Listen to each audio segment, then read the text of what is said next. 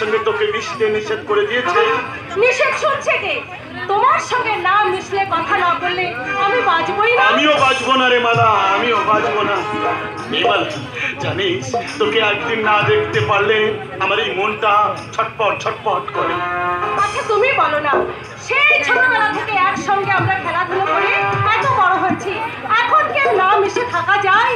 ছোটবেলায় আমরা দুজনে কত বর্গ সেজেছি, খেলা ঘরের সেই বর্গে আমি সত্যি সত্যি বররূপে বরণ করেছি। মালা, তোমাকে ছেড়ে অন্য কোনো বরের ঘরে আমি যাবই না। আমিও তোকে অন্য কারোর ঘরে যেতেই দেব না। আচ্ছা বাবা যদি জোর করে অন্য কারোর সঙ্গে আমার বিয়ে দেয়, আমি সেই শালার মাথাটা ঘুষি মেরে পারবে? তখন তুই দেখে নিস। মিলন, মালা, এই মালা, তুই আমার সর, তোকে ঘিরেই আমার এই ছোট্ট জীবনের স্বপ্ন।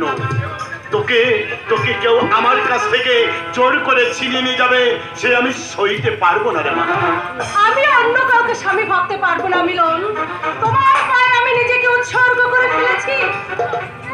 জানিস জানিস মালা, সবসময় না তোকে তোকে না বলবো, হ্যাঁ বলো। তোকে না আমার কাছে পেতে ইচ্ছে করে। কেন বলতো? আরে তুমি আমাকে ভালোবাসো বলে? ও ভালো কথা। শুনেছিস আমার দাদা বিয়ে করে নতুন বৌদিকে বাড়িতে নিয়ে এসেছে? বেশ তো, এবার তুমিও তোমার বউকে বাড়ি আরে নিয়ে যাও। বউকে তো সবসময় বাড়ি নিয়ে যেতে চাই, কিন্তু মুশকিল করেছে। বউ বউ যে অনেকখানি লেখাপড়া শিখে ফেলেছে, আর আমি এক বিন্দু লেখাপড়া জানি না। তাতে কি হয়েছে? বউ তো আর তোমার কাছে বিদ্যে ফলাতে যাচ্ছে না। কিন্তু তোর এই বাবা যে অনেক বড় লোক। আমি তো আর বড় লোক নই। আমার সঙ্গে তোর বাবা যদি তোকে বিয়ে না দেয়, কখনো হবে না। তাহলে কি হবে? তুমি বলো। তুই তুই তোর বাবাকে গিয়ে বলবি, কি বলবো? সোজাসুজি বলবি আমি মিলনের সঙ্গে যাব, মিলন আমার স্বামী। পারবি না বলতে তোর বাবাকে?